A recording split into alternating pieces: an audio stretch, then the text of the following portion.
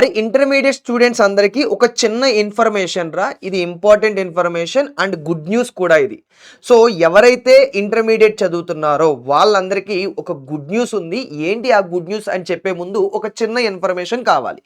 ఏంటి అంటే ఏమీ లేదు, నీకు ఎన్ని మార్క్స్ వచ్చాయి, ఇంటర్లో నీకు ఎన్ని మార్క్స్ వచ్చాయి అనేది ఒకసారి అయితే కామెంట్ చేసే. ఏమీ లేదమ్మా, మీతో పాటు మీకు వచ్చిన మార్క్స్ చూసి మేము కూడా చాలా హ్యాపీగా ఫీల్ అవుతాం.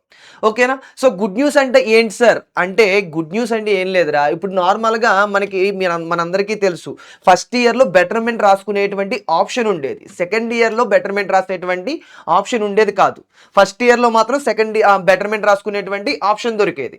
ఓకేనా? మనకి ఏ సబ్జెక్ట్లో అయినా మార్కులు తక్కువ వచ్చినాయి అనుకో, మనం మార్కులు పెంచుకోవడానికి ఏం చేసేవాళ్ళం, ఆ పర్టికులర్ సబ్జెక్ట్ దేంట్లో అయితే తక్కువ వచ్చిందో దాంట్లో బెటర్మెంట్ రాసేసి మార్క్స్ ఎక్కువ రప్పించుకునే వాళ్ళం. సో అది చాలా బెటర్మెంట్ అనేది చాలా మందికి అయితే హెల్ప్ అవుతుంది, అది మీకు కూడా తెలుసు. మనకి మంచిగా స్కోర్ రప్పించుకోవడానికి బెటర్మెంట్ అనేది ఒక బెస్ట్ ఆప్షన్. ఓకేనా?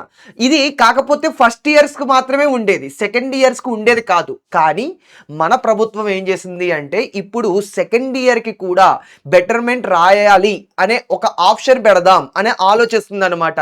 అంటే కన్ఫర్మేషన్ రాలేదు, కన్ఫామ్గా బెటర్మెంట్ పెట్టాలనే రూల్ కన్ఫామ్గా రాలేదు, బట్ ఆలోచిస్తుంది. ఒక 2-3 డేస్లో అయితే అప్డేట్ వచ్చేస్తుంది. సో వాళ్ళందరూ గవర్నమెంట్ ఏ ఆలోచనలో ఉంది అంటే, బెటర్మెంట్ పెడదాం సెకండ్ ఇయర్లో కూడా, ఫస్ట్ ఇయర్లో బెటర్మెంట్ ఎలా రాసుకున్నారో స్టూడెంట్స్కి సెకండ్ ఇయర్లో కూడా బెటర్మెంట్ పెడదాము అనే ఆలోచనలో ఉన్నారా. ఇది గుడ్ న్యూసే, ఎందుకంటే నీకు మార్క్స్ పెంచుకోవడానికి మంచి ఆప్షన్. ఇది ఎందుకు పెడుతున్నారు అంటే, మెయిన్లీ స్కోర్స్ తక్కువైపోవడం వల్ల కొంతమంది స్టూడెంట్స్ సూసైడ్స్ చేసేసుకోవడం, ఆ థాట్స్లోకి వెళ్ళిపోతున్నారు. అందుకని వాళ్ళ పర్పస్. దానితో పాటుగా ఇంకా జేఈలో కానీ రిమైనింగ్ అదర్ కాంపిటేటివ్ ఎగ్జామ్స్కి, అదర్ యూనివర్సిటీస్కి మనకి సెలెక్ట్ అవ్వడానికి కూడా ఒక మంచి ఆప్షన్ ఉంటుంది ఇది. ఓకేనా? స్కోర్ ఎక్కువగా ఉంది అనుకో, మంచి కాలేజీల్లో ఎలిజిబిలిటీ ఉంటుంది కదా, ఇన్ని మార్కులు వస్తేనే నువ్వు నా కాలేజీలో జాయిన్ చేసుకుంటాను అని ఎలిజిబిలిటీ ఉంటుంది అనమాట. సో అలాంటి ఎలిజిబిలిటీ యూనివర్సిటీస్కి కూడా, అలాంటి వాటికి కూడా మనకి ఈ బెటర్మెంట్ అనేది మంచిగా ఉంటుంది అనే ఆలోచనతో ఈ బెటర్మెంట్ సెకండ్ ఇయర్ వాళ్ళకి కూడా పెడదామనే ఆలోచనలో ఉన్నారు. ఇంకా కన్ఫామ్ అయితే లేదు, కన్ఫామ్ అయితే మరలా ఒకసారి వచ్చి అప్డేట్ అయితే ఇస్తాం. అండ్ ఇంకా కొంతమంది అడుగుతున్నారు, సార్ సెకండ్ ఇయర్లో కానీ బెటర్మెంట్ పెట్టారే అనుకోండి, బెటర్మెంట్ పెడితే మీరు మరలా బెటర్మెంట్కి క్లాసులు తీసుకుంటారా? అమ్మ, మేము బెటర్మెంట్కి క్లాసులు తీసుకుంటాము లేదు అని చెప్పను, బట్ నీకు ఒక ఇన్ఫర్మేషన్ ఇస్తున్నా. ఏంటి అంటేరా, మనకి యూట్యూబ్లో ఆల్రెడీ ప్లేలిస్ట్ల వైజ్గా ఉన్నాయి. నువ్వు యూట్యూబ్ ఓపెన్ చేసి పీడబ్ల్యూ తెలుగు అని సెర్చ్ చేసిన తర్వాత దాంట్లో ప్లేలిస్ట్ ఆప్షన్, మన పీడబ్ల్యూ ఆంధ్రప్రదేశ్ ఛానల్ ఓపెన్ చేసామనుకో, ఐపీఎఫ్సెట్ ఆంధ్రప్రదేశ్ ఓపెన్ చేస్తే మనకి ప్లేలిస్ట్ ఆప్షన్లోకి వెళ్ళు.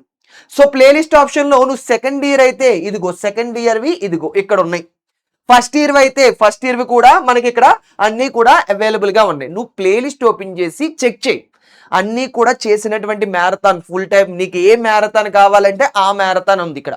8 మార్క్స్ మ్యారథాన్ కావాలా ఉంటుంది, 4 మార్క్స్ కావాలా ఉంటుంది, 2 మార్క్స్ 1 మార్క్ అన్నీ కూడా ఉంటాయి.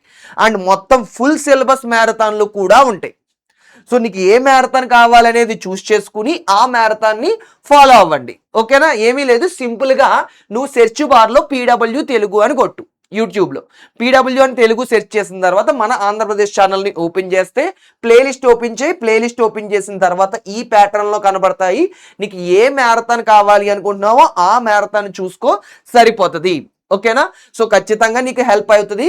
డోంట్ వరీ, ఈ మ్యారథాన్స్ చూసి కూడా నువ్వు మరలా మాక్సిమం స్కోర్, మంచి స్కోర్ అయితే రప్పించుకోవచ్చు. ఓకేనా? All the best for your exams.